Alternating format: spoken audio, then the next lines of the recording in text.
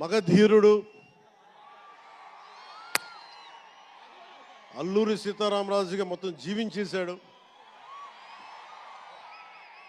అందరి తోటి నటుల మీద అమితమైన ఇష్టం చూపించేవాడు. అందరికీ ఫ్రెండ్ రామ్ చరణ్.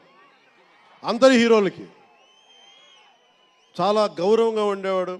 సంవత్సరానికి 100 రోజులు మా నాన్న ఏ పేరు మీద ఏం తలుచుకొని పెట్టాడో తెలియదు, కానీ 100 రోజులు సంవత్సరంలో 365 రోజులు కనీసం 100 రోజులు అయ్యప్ప స్వామి మాలంటాడు, ఆంజనేయ స్వామి మాలంటాడు.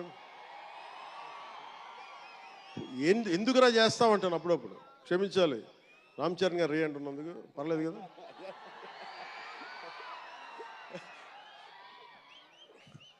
అంటే ఎందుకంటే నాకు బాధ్యత తప్పకుండా ఉండటానికి, నియంత్రించుకోవడానికి, అహంకారం రాకుండా ఉండటానికి ఎప్పుడు చూడండి చెప్పులు లేకుండా ఉంటాడు.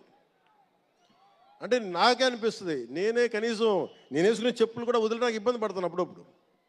అలాంటిది రామ్ చరణ్ చెప్పులు లేకుండా మామూలు హీరో కాదు, హాలీవుడ్ దాకా వెళ్ళాడు, ఆస్కార్కి వెళ్ళాడు.